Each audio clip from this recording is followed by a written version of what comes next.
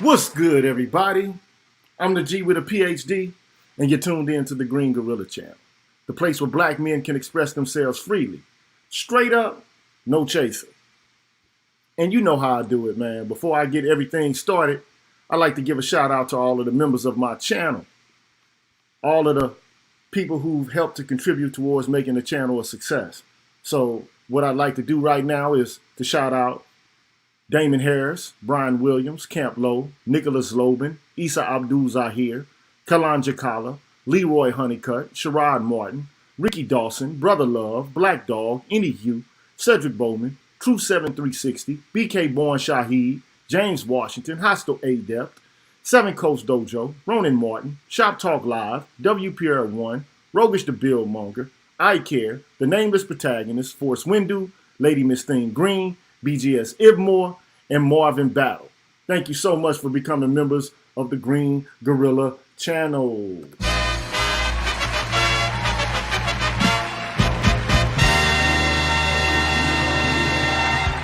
Thank you so much for being members of the channel. I really appreciate that. I really appreciate that. I really appreciate that. And for those who don't know much about becoming a member of the Green Gorilla Channel, I'm going to give you some information on how you can do so right now. What's good, everybody? I'm the G with a PhD, and you're tuned in to the Green Gorilla Channel, the place where black men can express themselves freely. Straight up, no chaser. Today, I want to introduce you to my new membership program that consists of 5 levels where you can invest in the Green Gorilla Channel on a monthly basis and receive level-specific perks. Memberships are special because they improve the quality of the content of the channel and will help me to be able to keep the channel going. Now, to participate in the Green Gorilla Channel membership program, all you have to do is hit the join button, which is located right next to the subscribe button on my channel page. Now, for all of my subscribers who decide not to participate in my membership program, nothing will change. The content will keep coming the way it always has. Thanks for watching, and be careful out here, people. Bless. Yes. So that's the way that you can become a member of the Green Gorilla Channel. But let's proceed to the proceedings this evening, and I want to welcome a special guest to the Green Gorilla Channel this evening. I am going to introduce a good friend and a colleague, Dr. Ronald Neal.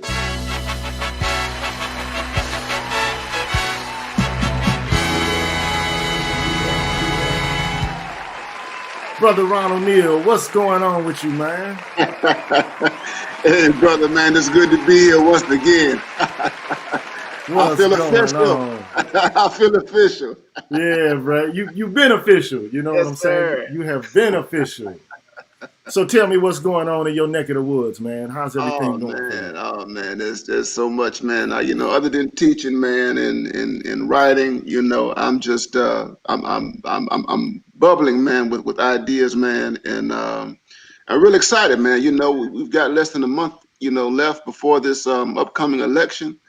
And I'm really, looking forward to seeing what the outcome is going to be, And I mean, as you already know, man, whatever happens in terms of the black male vote is going to say a lot about where we stand, and so that's what I'm looking at, man. So I'm really excited, man.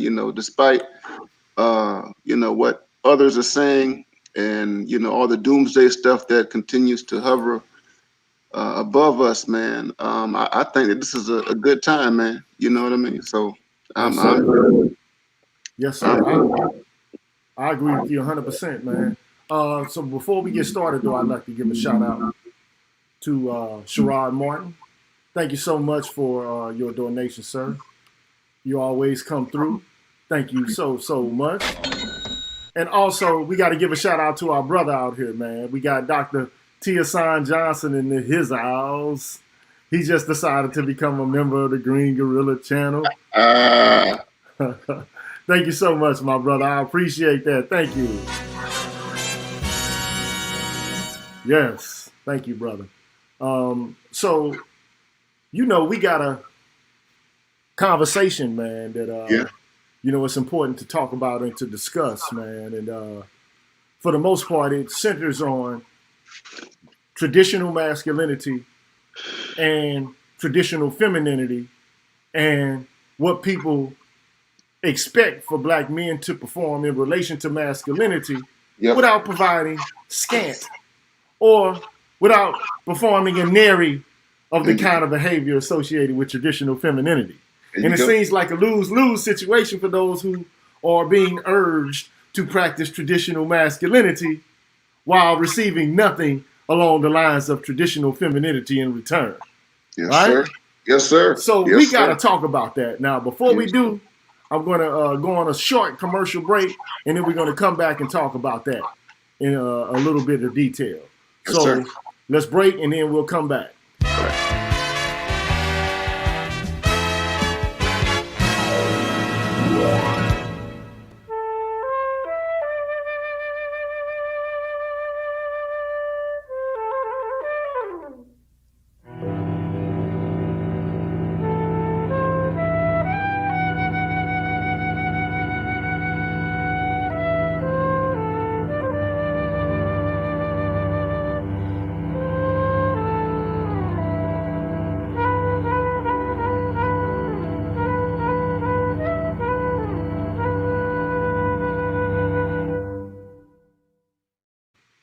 All right, man, we are back. We're back. And the first thing I wanted to point out, because you made a statement the other day, right? And the statement ultimately was the following. And you say, "Dear women of the world, perceptive men know the game. We know that you see us primarily as utilities. We know that you see us as security blankets, and as backup plans for fucked up life decisions. We know that we are not human beings to you. We are objects for the realizations of your fantasies and desires. We know that you don't mourn us when we die. We know that you always want something for nothing. Always. You care mainly about your 401ks, life insurance policies, pensions, and other things. You think we are dumb, but we are not stupid. You are playing the same games as generations of women who came before you. I hope you are thoroughly offended by this post. Live out loud." Talk to us, Brother Neal, man. Tell us what was going on through your mind, man. Talk to us, Dr. Neal. Can you hear me?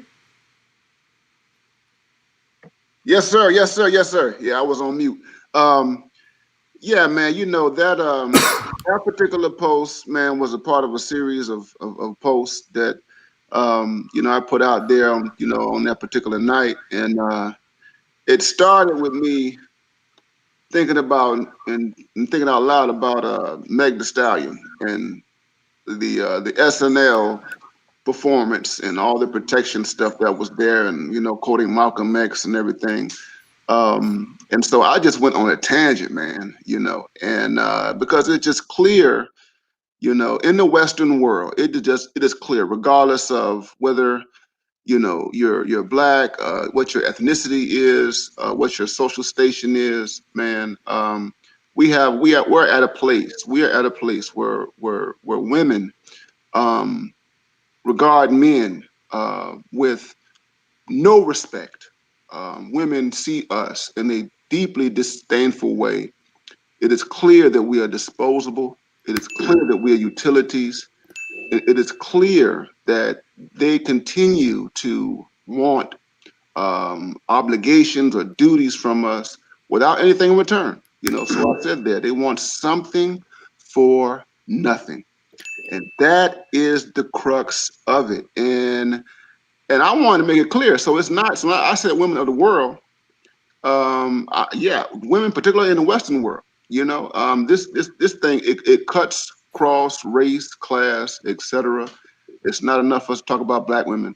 We have to talk about the female population in the Western world. And I think, with what's been going on with us in YouTube and other spaces, the manosphere, and just black men and men in general, talking about men's issues online.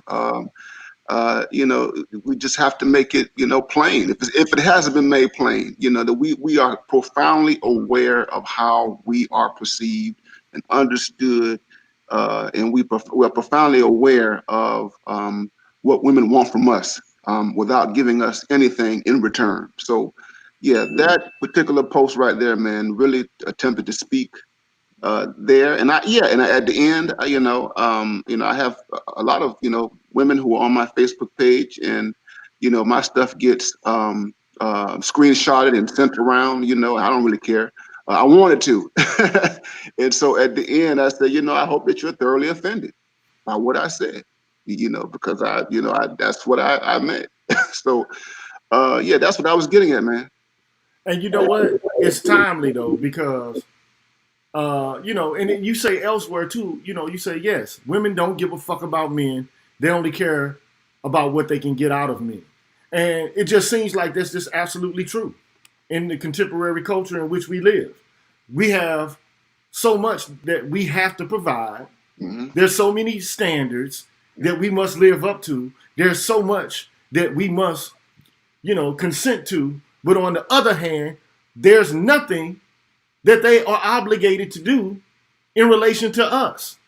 I mean, from marriage to cohabitation to just a basic relationship. I mean, these women, they pretend as if they want to be in mutually respectful, interdependent, monogamous relationships, but they're doing everything but Hmm. actually committing themselves Absolutely. to having a relationship with an actual man. Not their idea of a man, but a living, breathing man, a human being who has feelings, who has obligations, who has standards, who have, self-respect and dignity, just like any other individual who operates and walks around the world. Hmm. So Hmm. why is it that we're required to meet all these standards and live up to all of these ideals, but then there's nothing, absolutely nothing, no loyalty, no respect, no service, no nothing that they have to give in return. I don't think Hmm. that's a good deal. It's a complete and absolute and utter fucking bullshit. Yeah, yeah.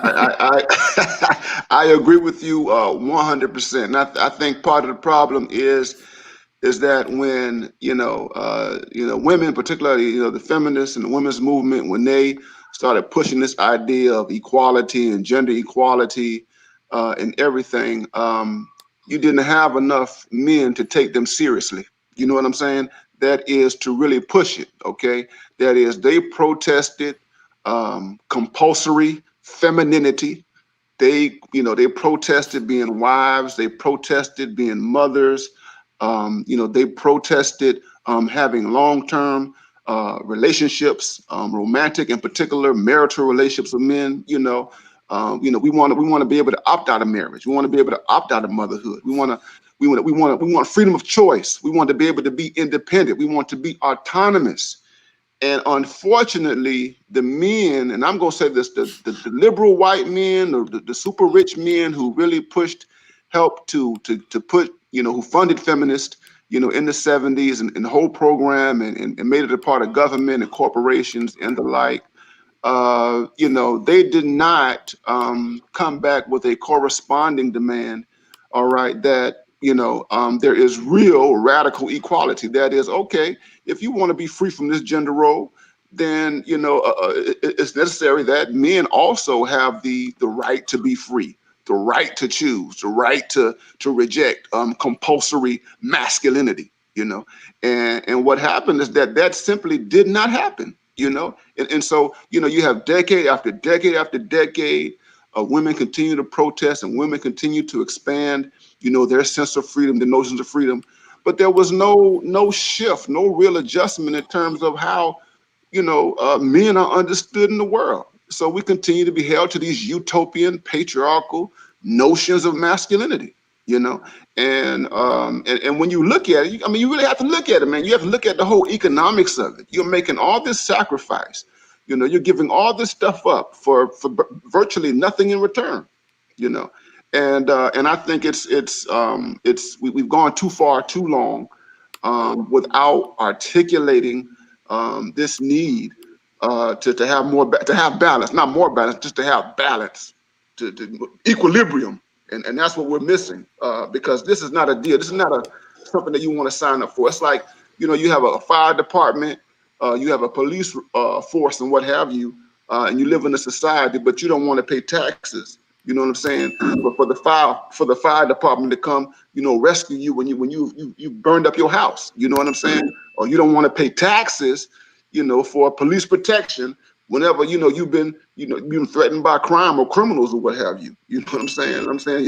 that you don't get in the real world, man. In economics and just, I think, throughout history, man, there's always been some kind of exchange. And in the West, we've gone too far with not demanding this real exchange. True. Something from nothing leaves nothing. It's like, hey, look. So you mean to tell me you want me to go out, make money, and contribute towards enhancing your life, but you don't have to put shit in the pot. Mm-hmm. You just get to chill, and what's mine is yours, and what's yours is yours. So we're supposed to operate by that principle because, according to the traditional norms associated with masculinity, it's the man who's supposed to be the provider. Mm-hmm. Right? So he's supposed to provide for her every want and her every need. And if you don't do these things according to the dictates of these traditional norms associated with masculinity, then you get backflat. Mm-hmm. You understand what I'm saying? So what you mean? You can't do this. You can't do that. I've had women actually ask me to buy them or to finance vehicles for them. Yeah. And I'm like, wait a minute, hold on, wait a minute. You mean you want me to buy you a car? Mm-hmm. That's a big no. You know what I'm saying? That's a big no. I don't mean to bust your bubble, but I ain't about to do it. No. You know what I'm saying? No. It just ain't about to go down like that. So, I don't mind looking out for people, but if you feel like I'm about to look after you and you ain't putting nothing into the pot, then sorry, I can't help you. That's a big fat fail as far as I'm concerned. I'm going to send you on your way. Let the doorknob hit you where the good Lord split you. Bottom line. You know what I'm saying? So, look, I don't have a problem with being in a relationship where there's some form of reciprocity. Yeah. Now, I think what the strange thing related to contemporary relationships with women is, They don't like, to them, is cooking is beneath them. Yeah. Cleaning is beneath them. Yeah.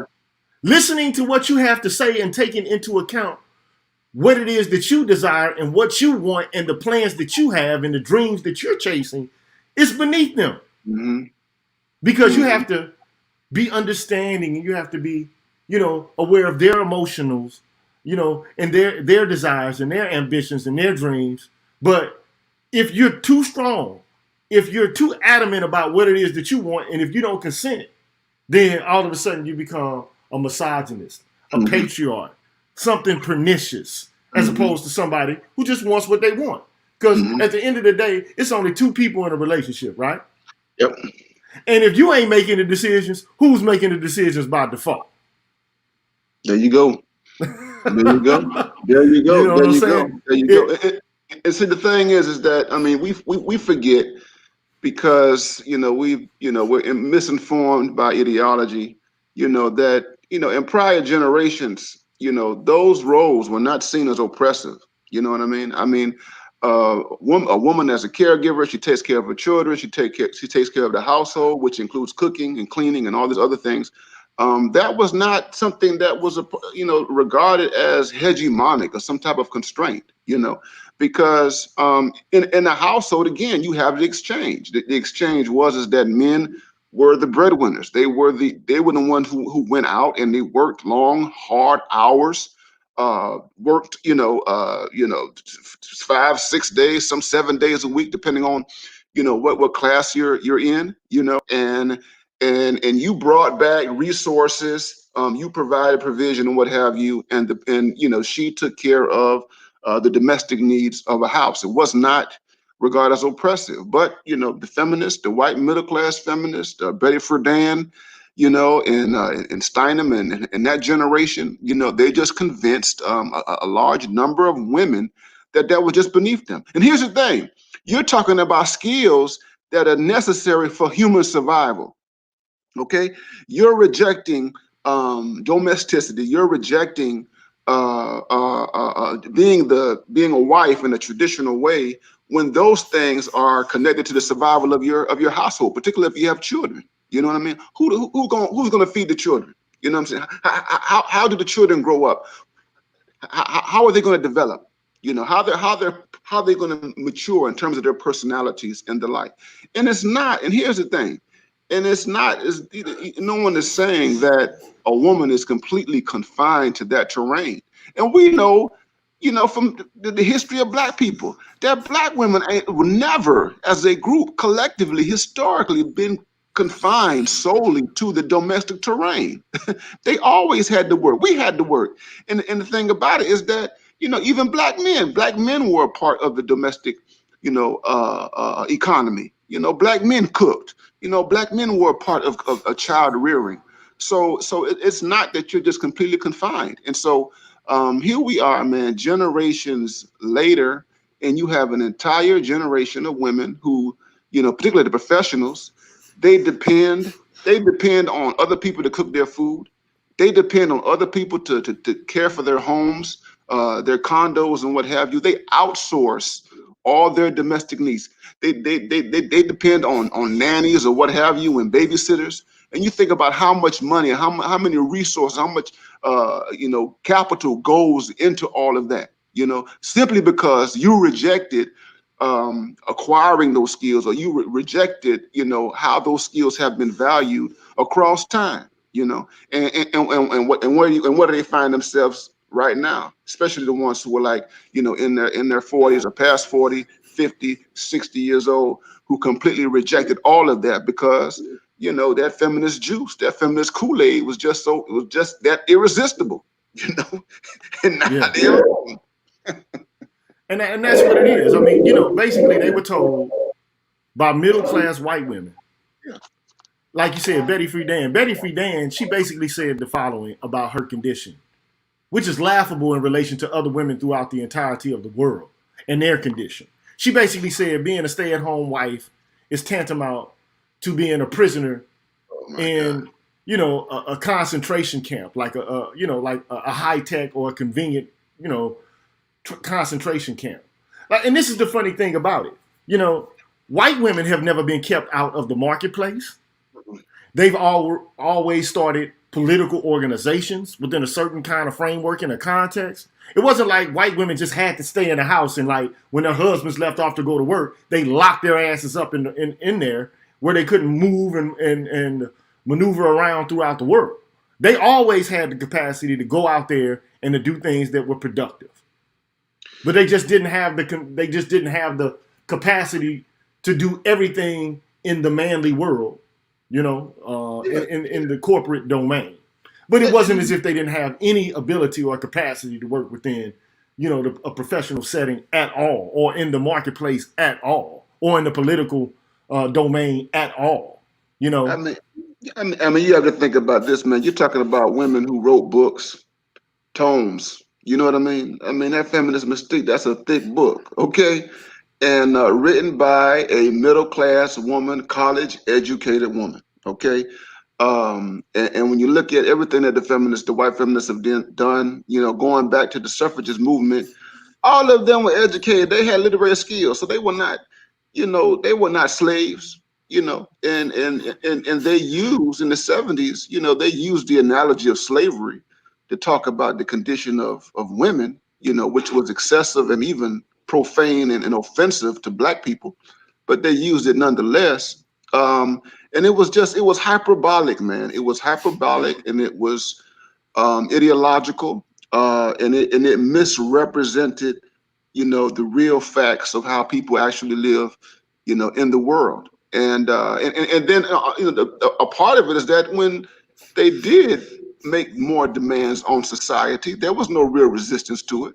If you really think about it, I mean, there was no Bull Connor, threatening to kill or to, sick dogs on women because they wanted, greater autonomy. They wanted more economic opportunities. There's no equivalent to what Black people dealt with during Jim Crow.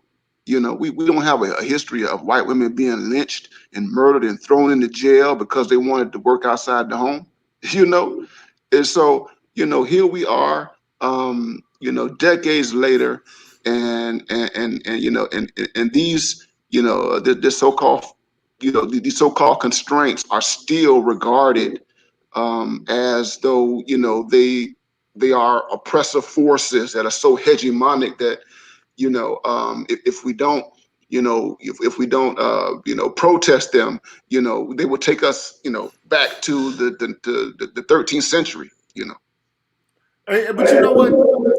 Here's the deal about that, man. Okay, so in my viewpoint, man, it was all a ruse to begin with. All it was a way for these white women to hijack the progress that Black men and women had made during the civil rights movement. So, in other words, okay, you made some gains, you made some progress. Now it's how dare they make that progress and get these gains, and you not shoehorn us into the accoutrements that come along with the sacrifices they made. How dare you give these niggers, these nigger men and these nigger women, these opportunities without giving your wives, your daughters, your mothers, your sisters, and your aunties. How dare you give them these accoutrements without giving them to us? Mm-hmm. But the saddest part of it is that Black women latched themselves onto that. Mm-hmm. Yep. And not only did they latch themselves onto that, they had begun to use the language that white women had used about Black men, and they basically accommodated it to themselves. Yep. And that's what Black men are sitting here scratching their heads like, wait a minute, hold on for a second. You mean Black men who have been subjected to slavery, made examples out of with the most extreme forms of brutality directed towards us, even more than women. Now, let's just be honest about this, because I'm just sick and tired of telling all of these lies. Yeah. And putting forth all of these stories as if, Black women were just so degraded during the slave-based project, so much more so than men, that it was just so horrible for them, and it was just relatively easy for us. At least we didn't have to worry about being sexually assaulted or raped. When that's just a lie, because men as well as women were subjected to the same kind of sickness, Yep. right? As black women. But we still get typecast even after all of that. Black men go off and fight for the Union for the Union during the Civil War. We then after the great reconciliation between the North and the South, we get subjected, thrown right back into Jim Crow.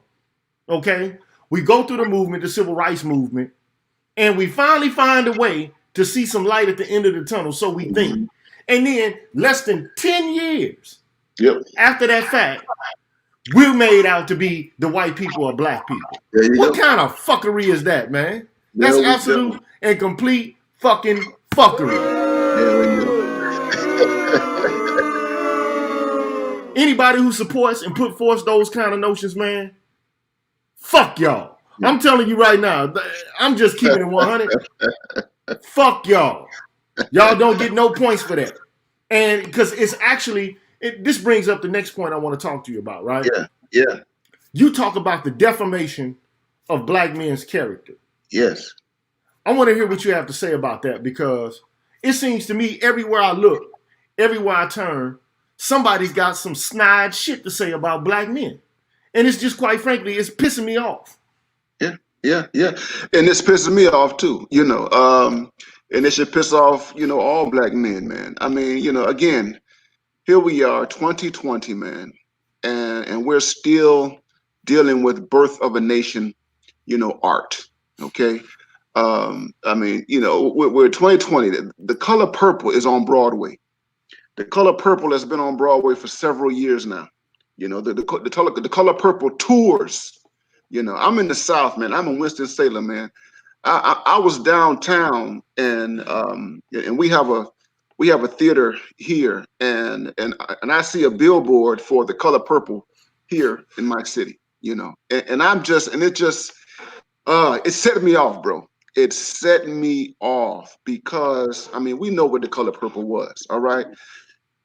And we know what it represented. But in 2020, you have this mythology, all right?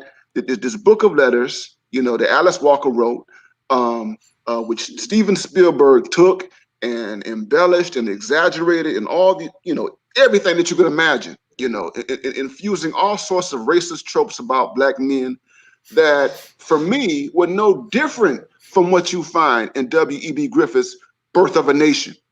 Okay, for me, the Color Purple and the Birth of a Nation, they live in the same universe. But what's more, you got HBO, you've got Showtime, you've got Netflix, you've got Hulu, you got all these streaming networks, all right, that are showcasing all these recent films that purport to deal with history, stuff that in Afrofuturism and these genres that kind of just emerged within the last 5 to 10 years by these. I guess they're new writers, I suppose, new black women writers, new black male writers, or what have you. And and it's just clear, bro, is that enough is enough. I mean, it's clear that there are too many people who feel comfortable with making money on destroying not just our image, but destroying our reputation. And that's why I use the word defamation, man. Defamation, that's a term that's used in courts. People go to court over slander. People go to court over liable. People get sued. Donald Trump has sued people, okay, for slander. Okay. He sued Stormy Daniels for slander. Okay. And so I think that, and beyond Donald Trump, man, you've got the Jews. And I mentioned the Jews, the Anti-Defamation League. They go hard on people who revel in anti-Semitism. I mean, they don't care. They will go at you. They will destroy you. Okay. And so I think, we as black men have to deal with this. We have to combat it. And this thing about masculinity, see, a part of the defamation is this idea, that number one, we are these hegemonic, brutal, terroristic patriarchs. That's number one. But the other side of it is that we are men who lack patriarchy. We are men who are deficient.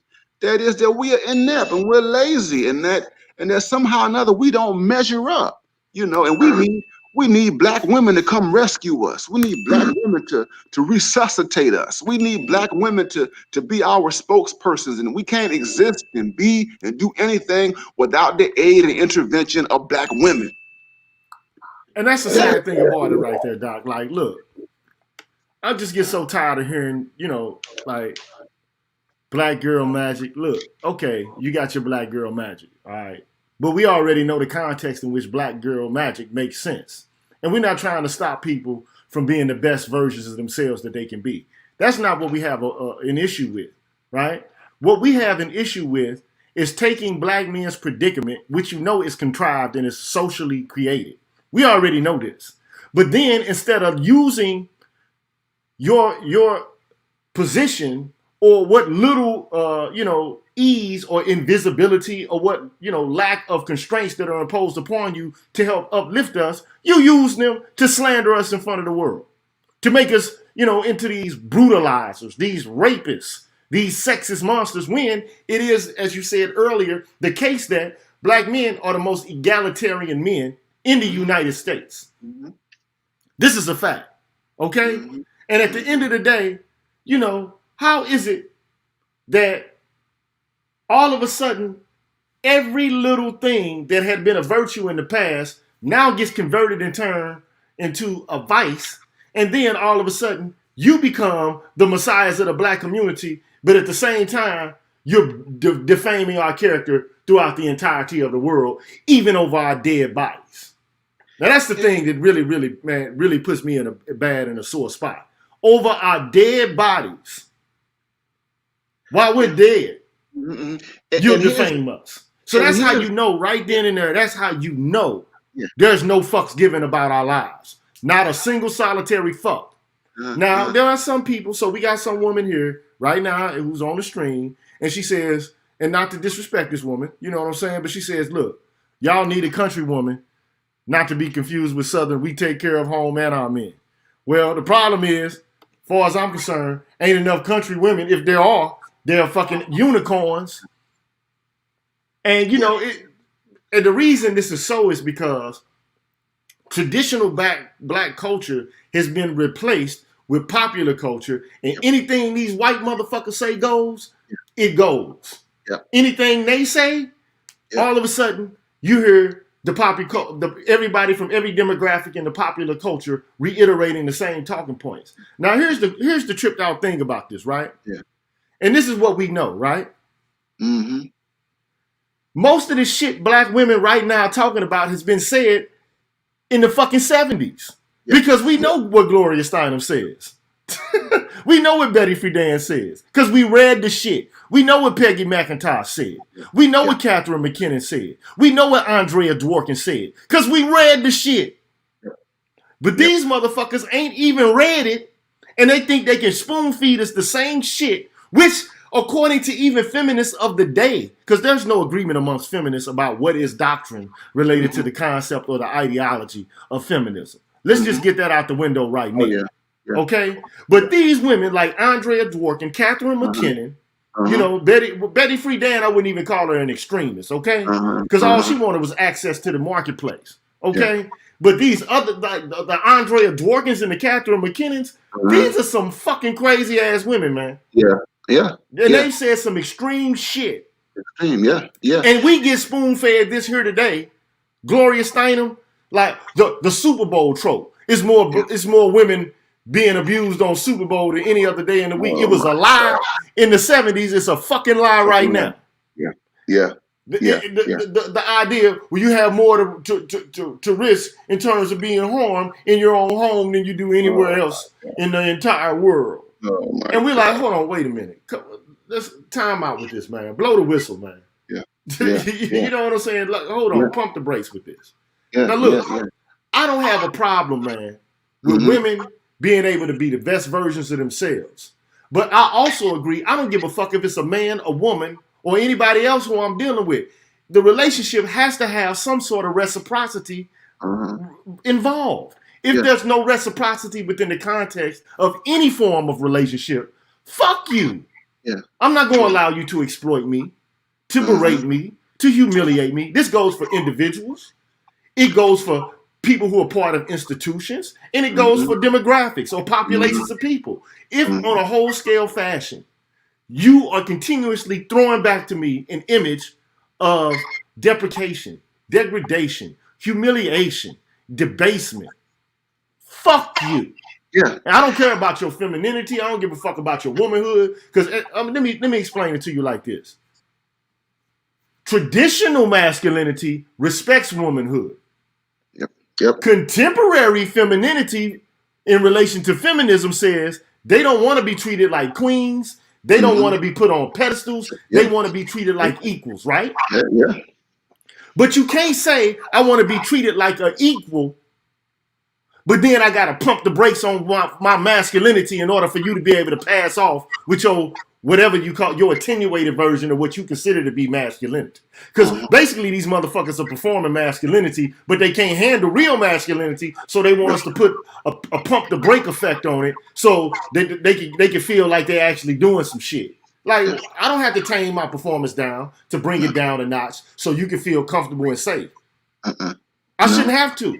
I shouldn't have to not be who I am so I can make room for you to come in with your terraforming and your adjustment to the motherfucking goddamn temperature.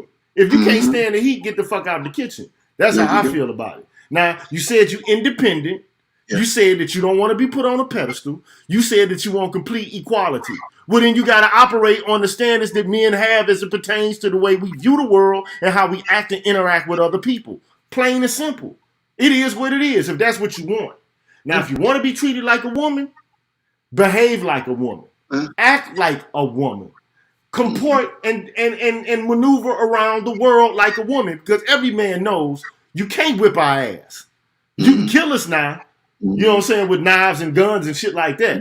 But, stop acting like y'all rough and tough like that, man. It's starting to sicken me, man. The way we got to be out here in the world, tampering, with our own masculinity in order to make other people feel comfortable. It's getting sickening out here, man. Yeah, and the thing, and that's why the pushback is needed, because what you have here, I call it's an adolescent type of mentality. You know what I mean? And so you have, I think, women who refuse to mature, in relationship to their desire for autonomy. That's why I said, in one of the posts, I'm like, I'm talking about Meg Thee Stallion, and I really don't believe that she's worthy of male protection at any level. Okay. I think as a citizen, yeah, in the US, I think that, she has the protection of the state, law enforcement and what have you. But other than that, when you're talking about like de facto, we make a distinction between de jure and de facto. Yeah, you get de jure, protection from the state. Okay, but the de facto stuff, the stuff that is, outside of it, no, you don't get that. If you want protection, you go out there and buy you a gun. She needs to buy her a gun, or she needs to buy guns, get gun permits. She needs to join the NRA. She needs to do that if she wants to be protected. And that's the kind of demand that needs to be placed upon these people that we're talking about, who want to pick and choose. They want to pick and choose when they want to be treated, with respect in terms of femininity and not. It's like you turn it off and on at whim, but we can't turn our masculinity off and on. Right. It has to always be on. It has to always be on. And here's the other thing. In terms of defamation, people who call us trash, people who call us toxic, people who destroy our image in the public eye, they don't deserve a traditional masculinity. They don't deserve anything. There's nothing. You cannot make any demands on us after you have thoroughly disrespected our person, our humanity, our being.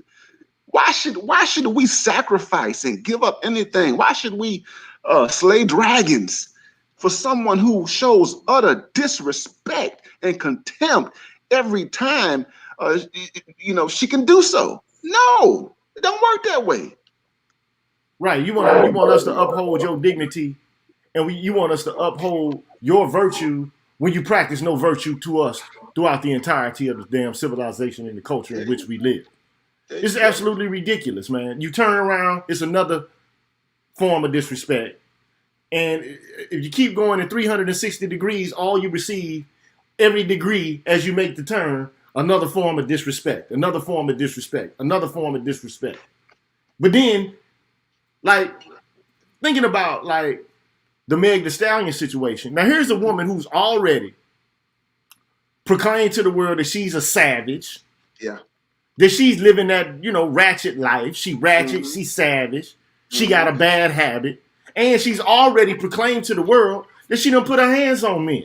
Like, she'll tighten a nigga up. Yeah. You know what I'm saying? If he gets out of line, I gotta, I adjust them niggas and get them straight. Yeah. So why am I supposed to, like, be respectful of a woman who has that attitude? Yeah. Like, why am I supposed to treat her like a beacon of light? Yeah. You know what I'm saying? Like, why am I supposed to treat her with the dignity? She one of the homies. She walking around this bitch like M.A. The little lesbian rapper and shit. Yeah. You know what I'm saying? You walking around this bitch like you rough and tough like that. If you rough and tough like that, shit, you gotta handle it like that. This is the thing. And I said this before. Period. You want the equality of men and all the accoutrements that come along with being a man, even though it's harder to be a man than it look like. Okay? Because motherfuckers will talk about all this privilege we got. Soon as it come down on their motherfucking shoulders, then they don't want to have to deal with the shit. Okay? So you want all this masculine goddamn privilege, whatever you say it is. But then you want all of the responsibility, well, not the responsibility, but the privileges associated with being a woman, but you don't want the responsibilities of any of that shit. You want us to take off, put on the gloves when it comes to rough and tumble, politics, when it comes to competition, whatever. You want us to bring it down a notch so that it's fair game for you, so you can shine a little more. Then at the same time, in the household, you don't want to, like, these women don't want to cook shit. Like, I've been in the kitchen, man, more than some of these women, man. I'm gonna keep it 100. Like, like. I have too. Like, hold on. You mean to tell me I live in a house with 3 fucking women? 3 of them. I'm cooking more than you motherfuckers? Like, together, all combined. I ain't talking about just one of them motherfuckers. I'm talking about all 3 of them motherfuckers. So, what, I look like Mr. Belvedere to y'all? You got me fucked up. I make more money than anybody in the goddamn house. I'm doing more work, domestic work. And then look, let me just say something about this whole complaint about women and domestic work and how it's beneath them. Let me just say some shit about this. I ain't the most go-getting man in the entire world, because there's others that out-hustle me. But when it comes to housework, stop complaining about that shit. It don't take motherfucking nothing but an hour at the most to clean up the entire fucking house if you ain't let it get out of control. Period. It don't take a long time to clean up no crib. I'm talking about vacuuming, wiping down mirrors and windows, all type of shit. Motherfucker, you got the modern convenience of a goddamn dishwasher. You don't even gotta wash dishes no more. You know what I'm saying? You got the convenience of vacuums. You ain't got to sweep a damn carpet. It's easy to do, man. But they complaining about that bullshit. You know what I'm saying? So I'm like, look, don't you want to live in a clean environment? It shouldn't. All of the duties associated with being a fucking woman, men are now doing, and women are doing nothing in relation hardly at all, meeting the demands of what men have to meet. You know what I'm saying? Like if I lose my job, you kicking down the rent. Well, you need to go out. You ain't being a man. Fuck all that. You want to be the man now. You go out there and get it, goddammit. I'm going to stay at the crib then. How about that? You know what I'm saying? How about that? Right now, I'm just pissed off, man. You know what I'm saying? But before I get back into it, I want to give a shout out to Brian Tolbert. Brian Tolbert says, another YouTuber said, if you're able to turn femininity on or off depending on the person, then it's not real. Right. You know what I'm saying? I give a ding, ding, ding, ding, ding. Ding. I give a, because at the end of the day, You know, and then I also got to give that brother, you know what I'm saying? Thank you so much for the donation. I appreciate that. Also, I want to give Last Hokage a shout out. Thank you so much for the donation. I appreciate that. Appreciate that donation. And that was, yeah, I think that was about it right now. So, um, look, I don't have no problem with women being out here getting it and going out there and doing them. You know what I'm saying? Like go out there and get yours, make money. You know what I'm saying? But don't ask for men to bail you out of. First of all, you said something that was like prolific at the time that I saw you post it, and it was like, look, we live in the one of the most safest civilizations in the entirety of the history of humankind. Yep. Period. Period. The streets are well lit. There's running water every goddamn where. Yeah. I mean, like, this is Shangri-La. Yeah. Yeah. You ain't got to worry about having no man. Yeah. You ain't got to worry about a whole host of problems related to being safe in this culture. You can get in your car. You know it's safe when a motherfucker can walk around the block and they ain't getting tied the fuck down and being absconded somewhere and made into a sex slave. Women walk all around, day and night around this motherfucker. Yeah. Now, the funny thing though is, men got more to worry about in relation to their safety than women do. But we never bring it up as a political issue. No. No, I mean, because men are. Let's be honest, man. I mean, there's a lot of predatory behavior, among men. You know what I mean? And men prey on each other, and we look at the homicide, within our communities and even beyond, not just black communities, but in the world, man. You know what I mean? And who gets killed, who gets robbed, who gets jacked, that sort of thing. It's men, you know, and yeah, man. I mean, we live in the safest society, known to human beings. I mean, so safe that people who travel, people who are from the United States who travel, to other places, I mean, they have to be educated about where they're going. Listen, if you go to Brazil or you go to Colombia, you're not in the United States. Right. You're somewhere else. If you go to if you go to northern Nigeria, and I'm not trying to put these places on blast, and say that they're like, out of control or anything like that. But it's like, they don't have the type of mechanisms of safety, that we have. I mean, there is no epidemic of sexual assault here. We don't have an epidemic of domestic violence. Now, the feminists want to have us to believe that that's not the case. That there is some type of pandemic of violence towards females, women. Which is ludicrous, because if that was the case, the whole society would be stabilized. I mean, can you imagine it? If you had every woman in this society fearful of leaving their homes or their apartments or their condos, to go to work, or fearful of leaving work to come home. I mean, you can't have a functional society like that. Okay. So we have the strongest mechanisms of safety, law, and order. Yeah, and it's not perfect, and the stuff is it's racist, and it's tinged with all sorts of inequities. But at the end of the day, they're safe.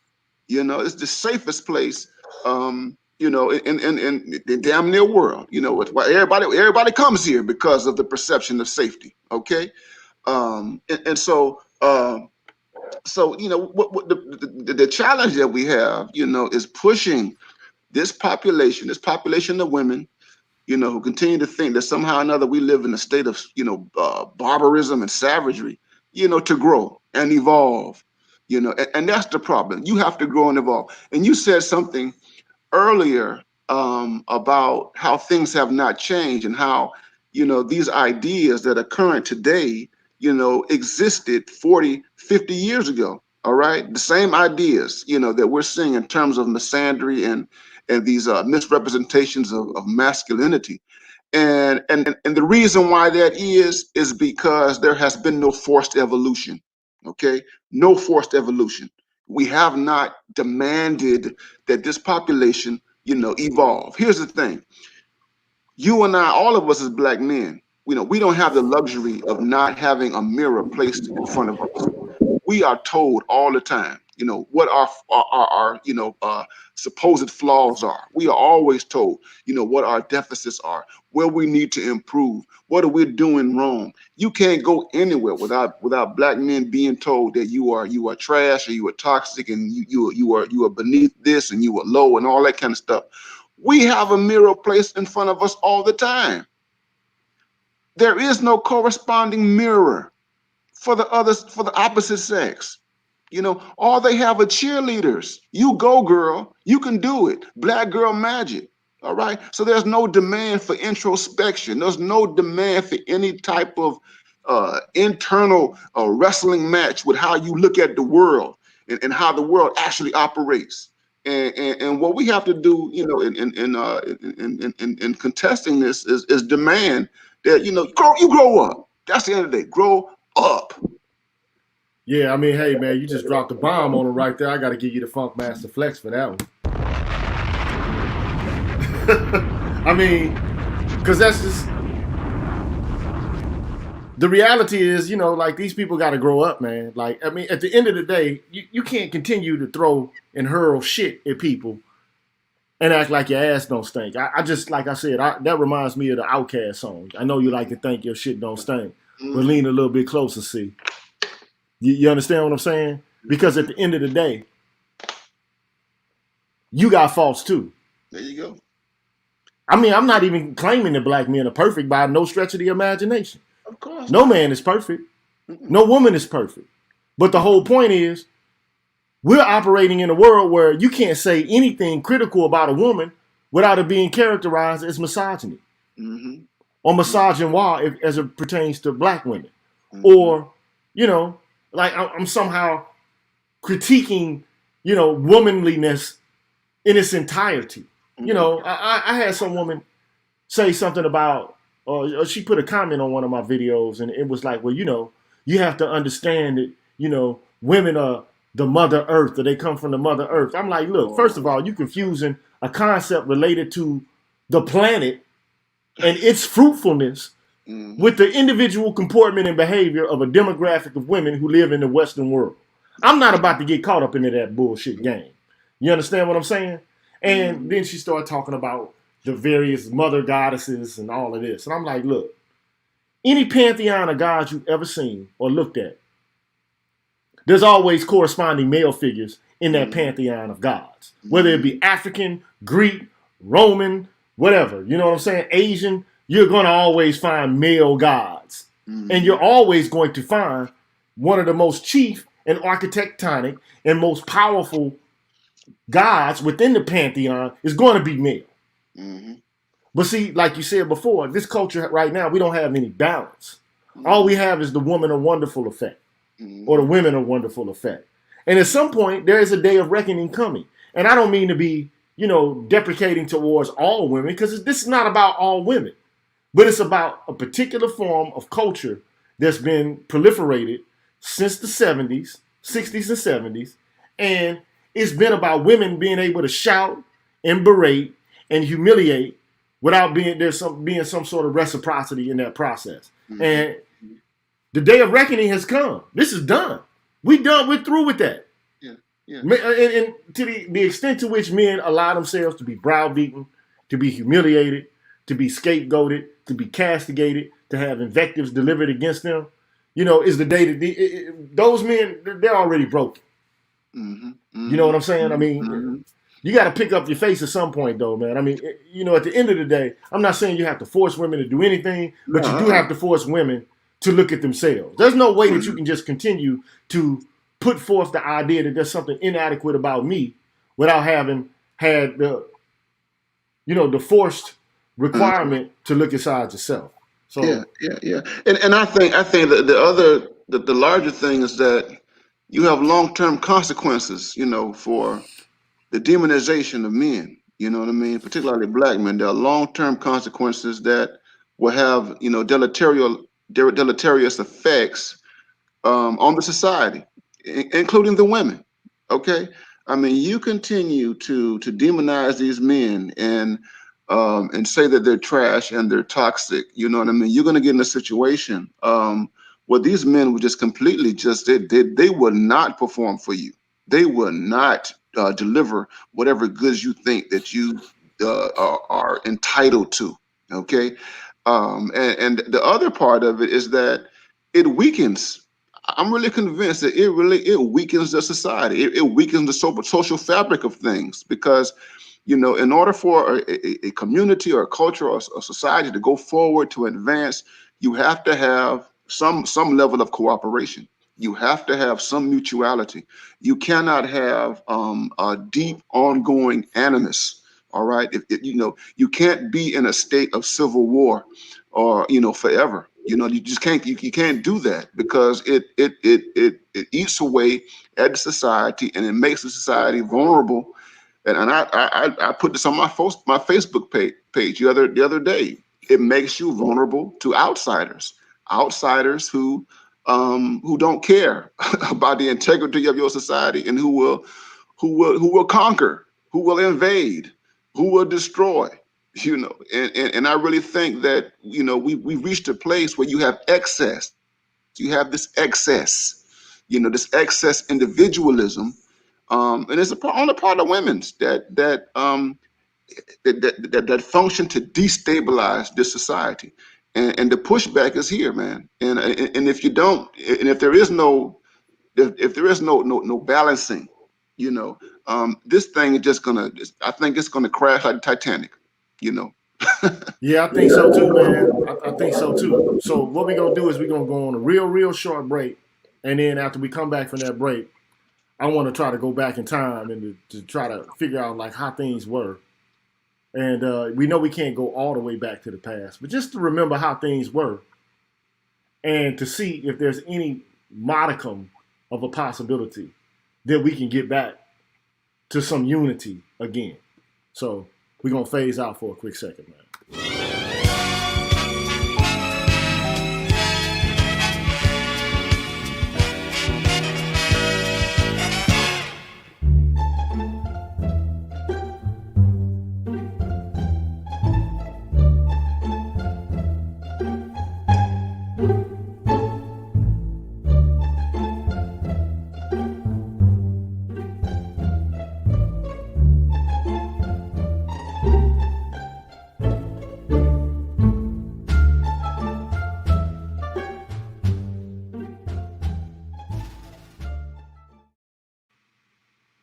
All right, man. We're back on the Green Gorilla channel. I'm the G with a PhD. And this is the place where black men can express themselves freely, straight up, no chaser. Sometimes the things we say here on the channel may be some things that you might be taken aback by. But I'm like Eminem. I just don't give a fuck. You know what I'm saying? Like, I mean, there's been too long where black male voices have been constrained. They've been restricted. Yeah. And so I feel like we should be able to say what it is we want to say. And then let me just say something to this effect before I continue on. And I try to do a flashback on memory lane. One of the things I want to do is just say this about motherhood. Look, I respect motherhood, right? And but my mother's dead. Okay, she doesn't exist anymore. And you only get one mother. You don't get like a whole bunch of mothers. You understand what I'm saying? So I don't have a whole bunch of moms. I have one. She's gone. I have two grandmothers. One of my grandmothers is still living. Now, she might be able to tell me what to do and get some deference from me. Okay? But that's it. I don't have no big sisters that can tell me what to do. I don't have, no aunties that can tell me what to do. No cousins. No nieces. No none of that. I'm a grown-ass man. I can do what I want to do, and I'm going to do what I want to do. My mother is gone. So all that mother shit, say it for somebody who gives a damn. Mm-hmm. Right? I'm a human being. Women are human beings. There you go. Bottom line, if there's no reciprocity in terms of how we treat each other, we're not treating each other respectfully, deal gone. It's over with. Holla at you. Peace out. You know what I'm saying? So that's just how I feel about it. But having said all that, man, I want to try to take a flashback, man. A flashback. What were relationships like between men and women before feminism? Mm. What was the black condition for men and women? And what was the social situation in which children came up prior to the advent of all of this craziness that we are now experiencing in contemporary American culture? That's a question. Bro. Yeah, yeah. No, no, no. It's as you were saying that. So I'm there's a book by Walter Fluker. Um, Walter Fluker is a scholar of religion. He's an ethicist, and he has a recent book on the black church called "The Ground Has Shifted." Okay, and basically the book is about um, the change to reign among Black Americans and among Blacks who have been formed and shaped by Black churches and the like. Essentially, he's saying is that we are no longer what we used to be. Okay, um, but he has a chapter. He talks about he has a chapter on Black men, and in that chapter, he grew up in Chicago, and Walter L. Fluker is probably, how old is he now? He's probably in his mid 60s, on probably his late 60s or what have you. He's taught at Morehouse for many years and has taught at Princeton as well. But at any rate, he talks about the kind of struggle that happened after the 60s, actually after the 70s, that there was a kind of common understanding in terms of gender roles, in terms of what a man is supposed to be and what a woman is, that existed prior to 1970. All right, that was a part of what he regards as a kind of functional Black community. It wasn't utopia. Okay, his people came out of Mississippi. All right, and so in this book he tells this story about being born in Mississippi, and he talks about being a migrant from, the whole story of migration from Mississippi to Chicago and everything, and growing up basically in a deeply Southern culture on the South Side of Chicago. Okay, and talking about just those roles. Father worked hard, working class Black man. Mama worked. You had, you had extended family and everything. Church going every Sunday, every Wednesday, or what have you. It was clear that you had this familial project of Black people working in concert to raise children together. And I don't get a sense from his narrative that there was any kind of war. Of course, when you listen to the blues music, you listen to Muddy Waters, you listen to Howlin' Wolf and all those folks, John Lee Hooker. Yeah, it wasn't utopian. You know what I'm saying? Right. But I would tell you this: people had a better understanding of their identities and what was required of them prior to the 1970s than they do today. It was a completely. I'm saying it's a completely different world, and I think not only that, but even when you look at the work of Nathan and Julia Hare, and what they were doing in the 1980s, and they were trying to talk about the Black family, they were, talking about this type of sense. They were concerned about this evisceration of roles, but to get back to Fluker, Fluker looks at what he regards as a crisis of masculinity with Black men that happened like something like after 1980 or what have you, and he really attributes it to Black men not really having a script, as to what their place was in the world. You know what I mean? And not having a script opened them up to other things and other alternatives or what have you. But the point is, man, is that there was clearly a different world that existed, and now I'm thinking about E. Franklin Frazier and his work. But the thing about Frazier is that Frazier looked a lot at the urban situation in, places outside the South. But if you're talking about, my context and what I thought about is a lot is the South. But in the South, you had a different situation. That's why the color purple was problematic, because the color purple was a misrepresentation of Southern culture. It was a misrepresentation of Southern masculinity.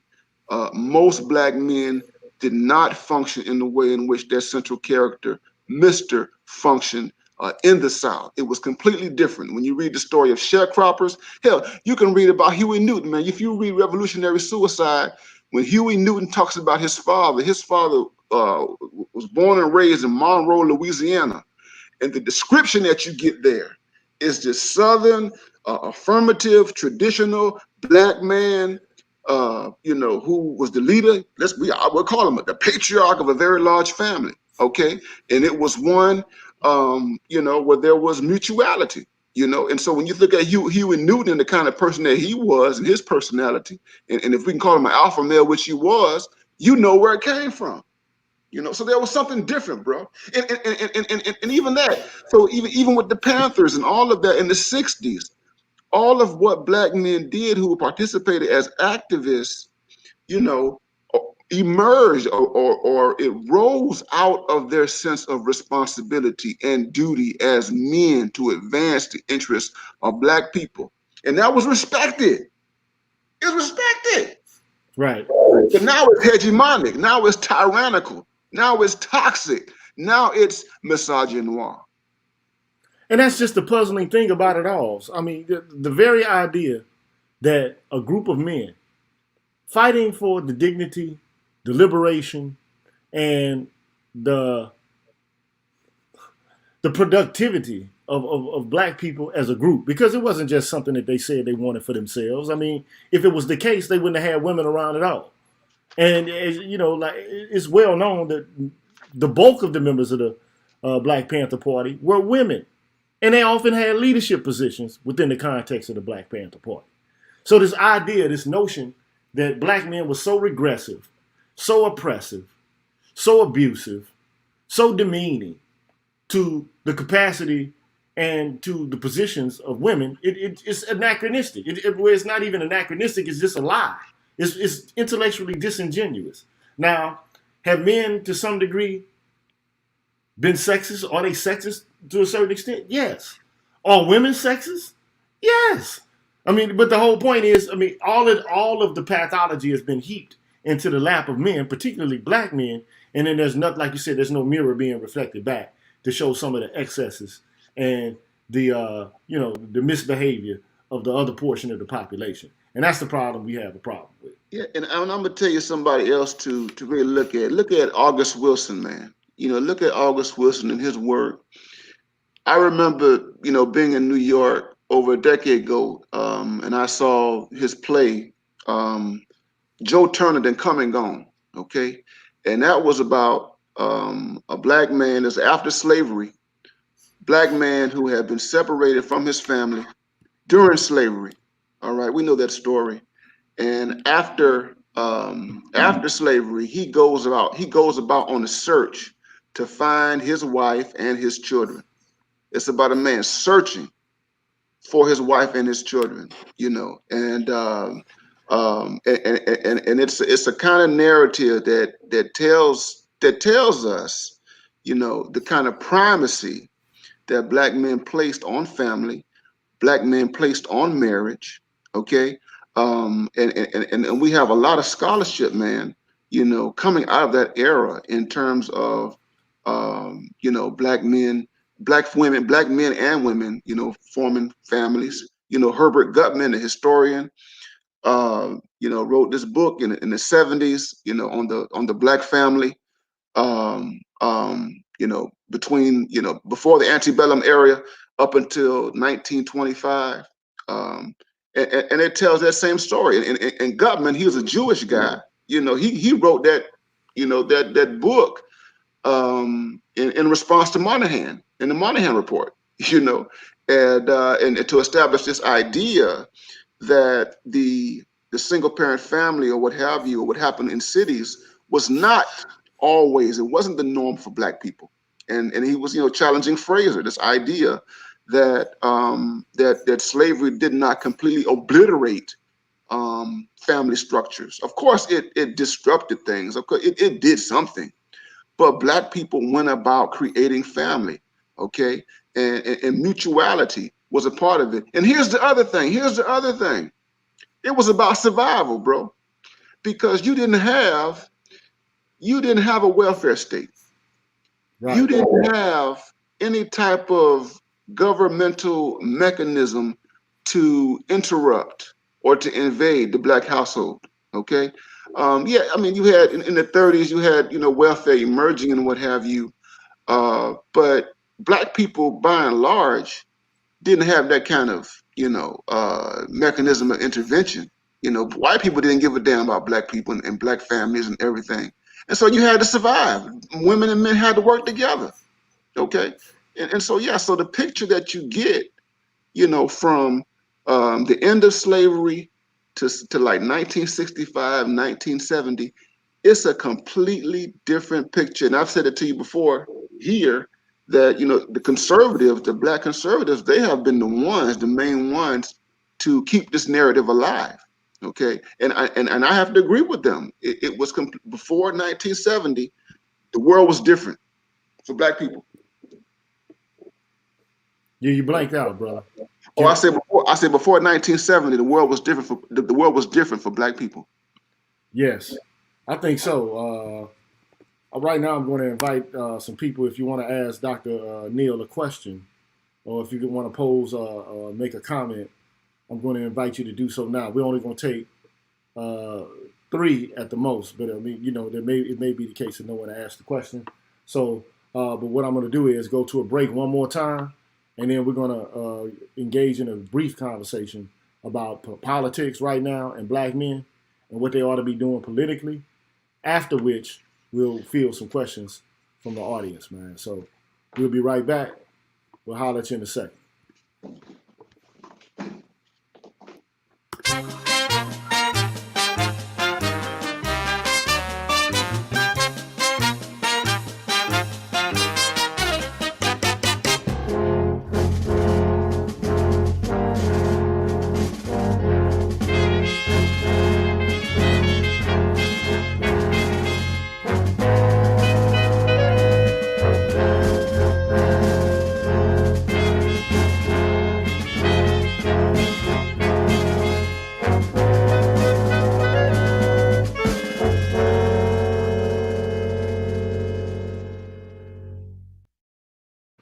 Okay, yeah, we back, man. I'm the G with a PhD. You're tuned in to the Green Gorilla channel, the place where black men can express themselves freely, straight up, without any chases whatsoever.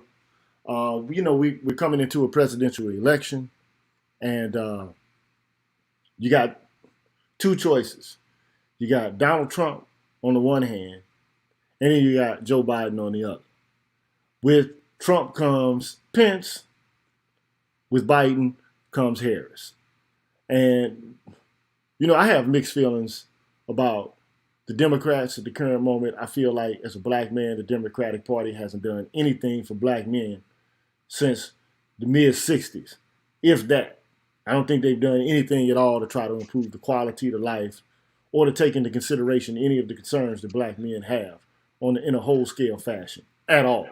It's just been, a series of placations towards what white women want. And then, black women kind of echoing and reproducing the kind of talking points that white women have issued in. But then they talk about race and sex in order to buttress, their double jeopardy status or their double subjection to oppression in relation to what women ought to be, looking for or seeking after in relation to politics. But it just seems like, we're on a course to where there's, a point of no return. Like, how can you be accepting of the liberal platform when it does nothing for men? It debases men in general. I mean, notwithstanding the fact black men. I mean, but it does a double whammy on black men. And it's created a situation in which you got a group of people who want something for their demographic, but they're not looking at the entirety of the benefit of the entire group. And so what do you think about this? And before we close out, and again, if you want to join the show and ask Dr. Neal a question, you can. You better hurry up because we're about to close out in about 15 minutes. So, Brother Neal, talk to me. Yeah, man. Listen, William Julius Wilson, the eminent sociologist who taught at both the University of Chicago and at Harvard. He just retired. If you look at him and you look at his work and you look at how the so-called controversy surrounding his work, when Yeah, sorry about that. Keep going, bro. yeah, the declining significance of race up to when work disappears. Julius Wilson, if there's any man who tried to get these liberals to address the condition of black men, it was him. All right. He had the ear of Bill Clinton during the 90s. He had the ear of so many people. But you know who fought him, man? You know who fought him? Who's The that? feminists, man. They fought him. The black liberals fought him. And the reason why they fought him was because they felt that his stuff focused too much on black men and black men unemployment and black men struggles in terms of work and the economy, so on and so forth. So, the Democratic Party, was deliberate in ignoring and suppressing black men, deliberate in not addressing the economic needs. And then on top of that, we know mass incarceration, Joe Biden, Law and Order Joe, with the crime bill and the Violence Against Women Act and everything. Think about this, man. He's been in politics as long as I've been alive. I just turned 47. He's been in politics for 47 years. Okay. Right.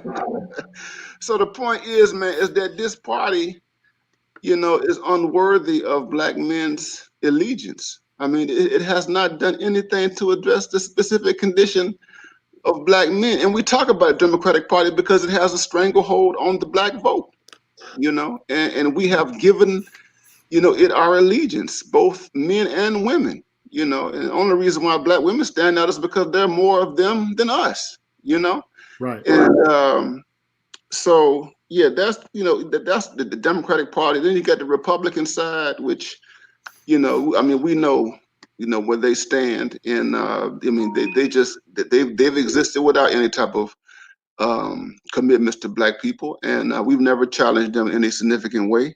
And so, the Republican Party, it doesn't have the same status and weight as the Democratic Party. And so, when it comes down to critique, we critique, that this flawed marriage that we've had, and so, yeah, you're warranted, and other black men are warranted in not having confidence in the Democratic Party, and they're warranted in walking away from it.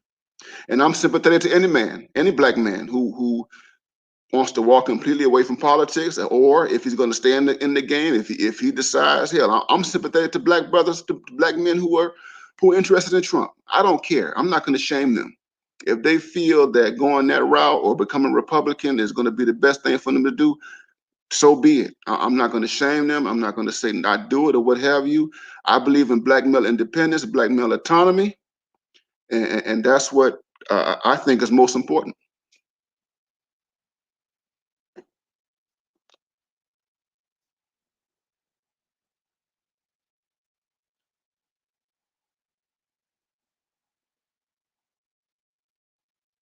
Still there, bro? Wait a minute. I'm sorry about that. So, I'm sorry. I had my mic muted and I didn't mean to. I got a caller, Sensei Seventh, who's going to come in a second. So don't leave, Seventh. But I just want to say this, and I want to pick up on what Dr. Johnson is saying. He says that doesn't even include voter disenfranchisement, right? Because as a group, black men under old Joe, was subjected to prisons, right? Prison sentences, long, hard, draconian prison sentences primarily over the dealing of drugs, right? And so then you get this humongous amount of black men who no longer, in some states, have the right to vote. So instead of being subjected to literal death, they've been subjected to social death, right?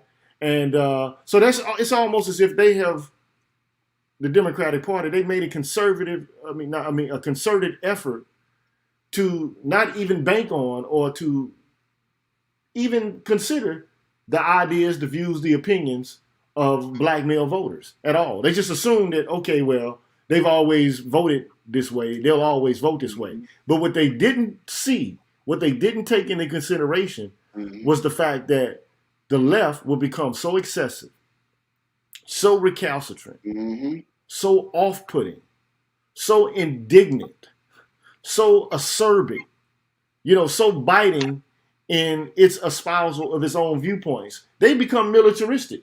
I mean, it's become off-putting to black men.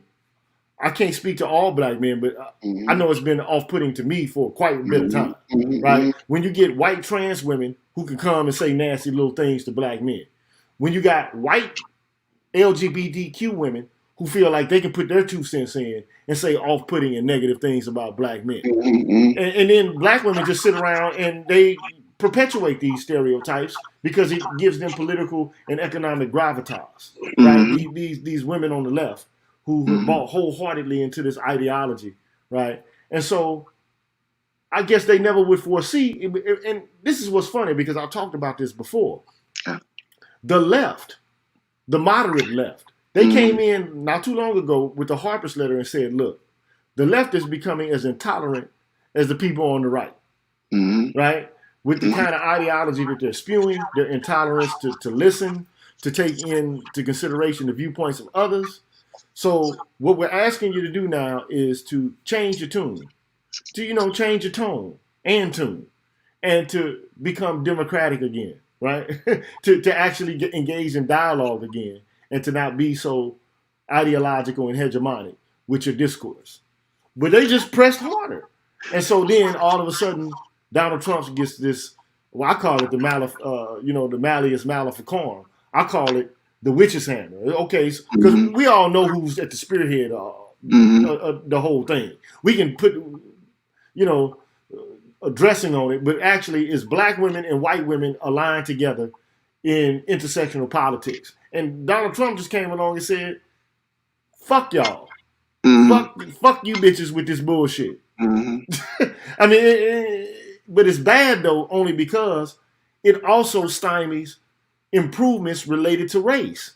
Because now you can't even have a discussion about race-related issues and to talk about the history of race in this country and how deeply and firmly it's interwoven into the fabric of the nation without violating, the policy and the procedures associated with this new act that he put forward. So, I mean, and then after you respond to that, I'm gonna bring forth the caller. So, what do you think about that, man? Yeah. So what has happened with the left is no different from what happened on the right in the 80s and the 90s, early 2000s. So, if you remember, the right you had the Christian right, and you had people like Jerry Falwell. You had this hyper religious fundamentalist, Christian fundamentalist wing on the right that people like Reagan and even when you get to George W, they had to moderate. Okay, they had some successes with them, but ultimately the right really caused them the hard radical right, the Christian fundamentalists. And so the thing is that the left has a similar problem. So you have a core group within the left, and yes, they're the feminists and the LGBTQ people, and and with the trans, they're functioning no differently from Jerry Falwell and all those folks back in the 80s and 90s and even the 2000s. And it was after Obama, so it was during Obama's tenure. The Republicans knew that they could not continue to go forward, with this radical Christian extreme fringe. Now, here's the thing, Trump still got the Christians, all right, but the Christians don't have the same type of capital today on his side as they had 20 years ago. Okay, and if you and here's the thing: the fact that the Republicans voted for Trump, or they went behind Trump and nominated him, says a lot about their moderating or even marginalizing the Christian right. Okay, and so the thing is that if the Democratic Party does not deal with this extremism, all right, they're gonna lose. Basically, they're just gonna lose black men, and they're gonna lose a lot of people for generations. And That's the case. I think the Democratic left has painted itself into a corner. They can't continue to go on like this. You can't offend everybody and just say, okay, well, and this is the cornerstone of black feminist thought. If black women are free, everyone else will be free. I've said it before. I just hate to say this, man, but that's complete and utter bullshit. Yeah. I'm here to tell you right now. I give that a big fat. I give that a big fat. That's some complete and utter fucking bullshit. You know what I'm saying? Because it makes no sense. You know what I mean? I mean, when I first looked at it, I was like, bruh, what the fuck are y'all talking about, man? You understand what I'm saying? And then when you ask them to engage in the conversation, Doc, you know what you hear from them? Mm-hmm. That's it. You hear crickets, man. That's it. They don't even want to talk. Because if they talk, they know that their bubble will be busted. So, you know, as far as I'm concerned, the best thing I can see what to do with them motherfuckers, man.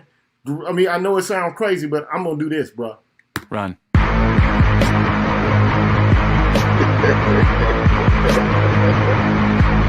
Run.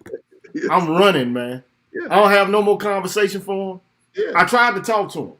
Yeah. I've been trying to be in conversation with these people. And even though we're being acerbic and we're being rhetorical sometimes on Facebook and other places, we're actually trying to get them to engage into a conversation that they have been avoiding for quite a bit of time. And they're moving so far to the left with these extreme views put forward by these sickos. I think these women are sick, man. Like Andrea Dworkin, you know what I'm saying? Catherine McKinnon. I think that shit is sick. It's absolutely fucked up, man, what these women are spewing. And so, but, you know, we got this caller, man, or a guest, and I don't want to leave him on any longer. So I'm going to invite him. I'm going to give him a brief introduction with the theme music here, man. And then I'm going to go ahead and get to him.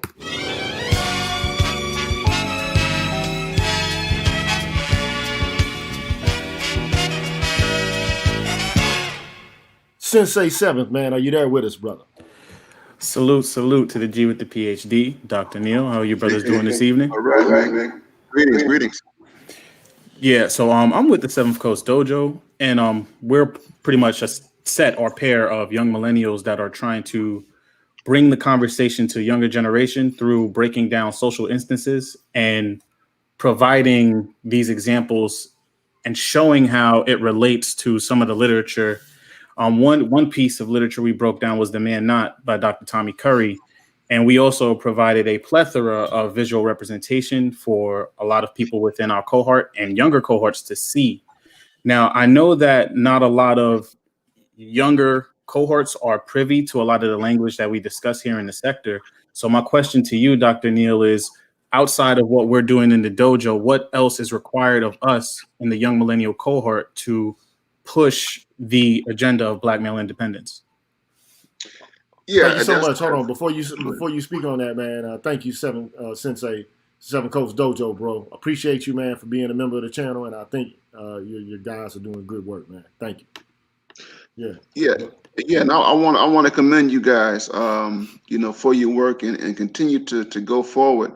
And I think you're doing what you're supposed to do, you know, and I will continue to say it, you know, that technology is our best resource. I mean, this is just the world that we live in, and I think, you know, you do everything you know, possible to make these ideas accessible, apply them to your generation.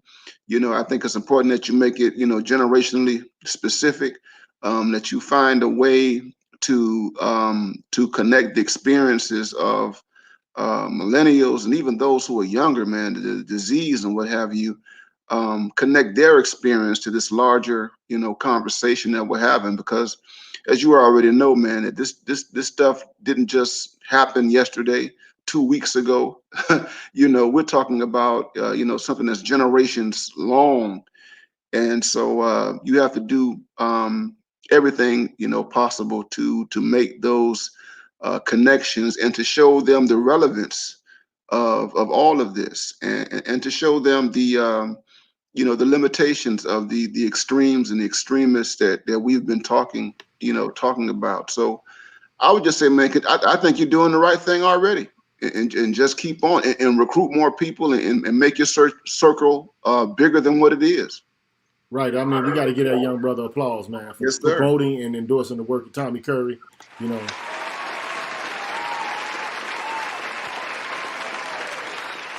Because that work is good work, man, and it's necessary. Because, I mean, I would say that in the current cycle of scholarship that's coming out from Black people, Curry, he cut the mold for this new generation to be able to have something to say about how Black men are treated, not only by the racist society in which we live, but also by other demographics who purport to be advancing the interests of Black people as a whole.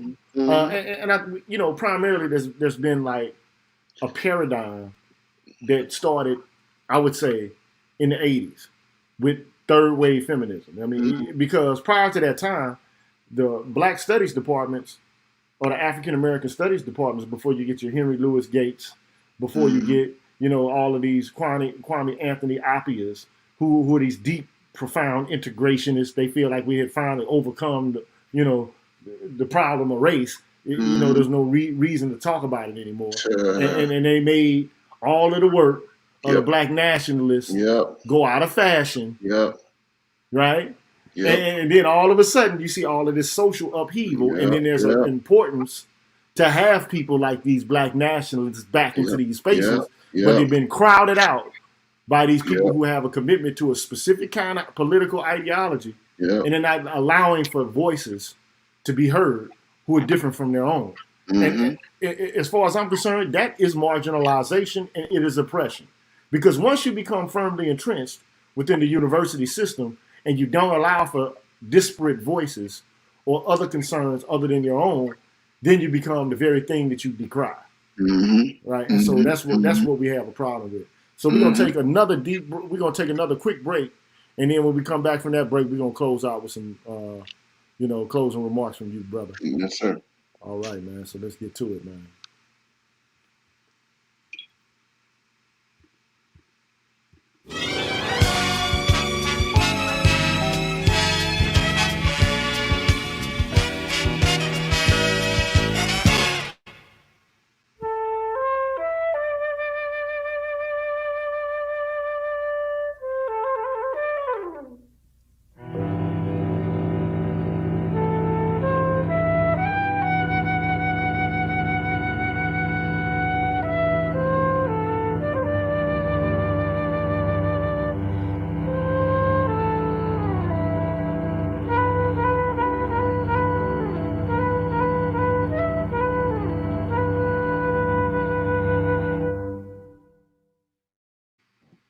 All right, man, we are back. You tuned in to the Green Gorilla Channel. I am the G with a PhD. And of course, the Green Gorilla Channel is the place where Black men can express themselves freely, straight up, no chaser. If you can, please subscribe to the channel if you haven't already. Please like and share the videos. And please give support to the channel if you have enjoyed the show, because we're going to continue to produce content like this. This content is...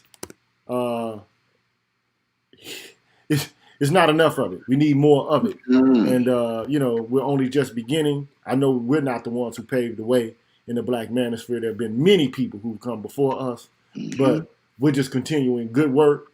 And we are affirming the philosophers, the men who have the nerve, the gall, the testicular fortitude to think differently than what popular culture is telling them to think. And I bless this space, and I'm glad that it exists. So Brother Neal, man, if you could tell the people, because you got a YouTube channel yourself that you just started. Can you Yeah. give them some information on where to find that channel and Hmm. where to get into contact with you if they want to get more information from you? Where can they find access to your resources? I mean, your scholarly work and so on and Gotcha, so forth. gotcha. Yes, sir. You can go to academia.edu, look under Ronald Neal, and that's my page there. And I have a lot of articles there, book reviews that anyone can pull up just to see where my head is, what I've thought about and the like. Also, yeah, I have a YouTube channel which I just started. It's a toddler, and it's under my name, Ronald Neal. It is under my name, Ronald Neal, and you have to look just under my name. There are a couple of there are more than one Ronald Neal on YouTube, but so you're Yeah. gonna have to look for me in particular. It's out there, and it's gonna develop and everything, and I might shift and create a different channel for my content as I go forward. I'm on Facebook also, and under Ronald Neal, and you can find me there. I'm not too much of a Twitter person, but I mean I do have a Twitter handle, but I don't do too much tweeting. So yeah, that's where you can find me. Yeah. Okay, so are there any other things that you would like to say before we close out here, man? We're getting close to the 2 hour mark, and I just want to thank you for coming through and being a part of the discussion today. I really appreciate your presence, and I appreciate your input, and I Yeah. respect your thought process. Yeah, I just want to, and just encourage the brothers, to, take this information, spread it far and wide, and always know that, you guys are not out here alone, and that you're not crazy, because there are a lot of folks out here who have not been trained to think about Black men. And so when we articulate our ideas, to them, it's like a foreign language. It's an alien thing, and you can't allow um, their reactions to what they perceive as a foreign language to stop you from talking that talk, and doing it unapologetically, man. So yeah, you brothers be strengthened and continue to spread this thing, man. Let's change the image and the narrative about Black men. Well, thank you, Dr. Neal, for joining us today, brother. I really appreciate you, man. I'm gonna give you some fanfare and some applause, man, to lead this joint, man. I really appreciate you, brother. Thank you, sir. Appreciate your work, sir. Yeah. I mean, I really appreciate you, Dr. Neal. I really Likewise. appreciate you, brother. I really appreciate you. So I'm gonna do some closing remarks, man, and then I'll deal with you in the back room, or you can Gotcha. leave if you want to, man. But I really would like to talk to you really briefly. But thank you so much for coming on the show, brother. I appreciate it. Yeah, man, we are about to close out. I want to give a shout out to everybody who's joined us today. I really appreciate you. Please, again, make sure to like the videos, to share the videos, to subscribe to the channel if you haven't subscribed already. And if you can, please donate to the channel. We're doing work here, and everything that is coming in from the channel, I use it to try to enhance the production value of the channel and to create new ways to make your listening experience better. Also, I want to thank Odd Collard for becoming a new member to the channel, brother. I really appreciate it. Yes, your contribution is greatly, greatly appreciated. And also, I want to give a shout out to brother Roderick Jackson for becoming a member of the Green Gorilla channel today. Thank you, sir. Yes, and memberships help. That's just ongoing support for the channel and an ongoing commitment to be tied or connected to the hip with the Green Gorilla channel and to grow alongside with the channel. I want to thank you for becoming members today. I appreciate that. So we're going to close out. I want everyone to know I love y'all, man. We don't always agree, but we always respect one another. So appreciate you all, man, and we are about to get up out of this thing, man. We about to leave. I'll holler at y'all later, brothers. Peace. And sisters, peace.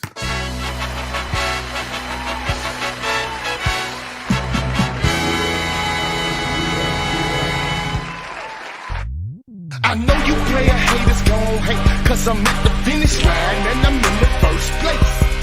I'm a winner, and I know I'll never lose, cause I'm way too ahead of you, dude. I know you player haters gon' hate, cause I'm at the finish line and I'm in the first place. I'm a winner, and I know I'll never lose, cause I'm way too ahead of you, dude. I'm coming. Okay, here I go. Guaranteed to be the leader of the race, come in first place. Put the pedal to the metal, let it burn, then I blow up in your face for the boom of the big bass. Turn around, nigga, block face. Nigga turn up the track, nigga hurt with a burnt face. Fuck a nigga cause he gon' hate. Put some pimpin' in his cup, set him out for the date rate. I go, I blaze, throw grenades in the party till I'm clearing out the whole place. Who got that block money loan? You can hear it in my tone that I own, you don't know me. Better run, nigga, bustle like a gun. Ain't a motherfucker nigga that can hold me. I'm tired of nigga suckin', find your bitch so she can blow me. Ain't nobody never changed like the young boy, many bomb boys, and he hit like a donkey. And he roll with a convoy with them hot toys. If you really wanna get it jumpin'. I blow that monkey, that hairy back green gorilla. Take it through the nose, put it on my mind, I'm a beast like Michael Jackson Thriller. Your boys are trippin', I ain't hearing till you're speaking something. Don't do too much because your pussies always do it for me. Yeah, get it good, get it like I should. All the hate motherfuckers better keep it coming. Put them all in a barn, throw a bomb, and that motherfucker leave they body slumping. I know you player haters gon' hate, cause I'm at the finish line and I'm in the first place. I'm a winner, and I know I'll never lose, cause I'm way too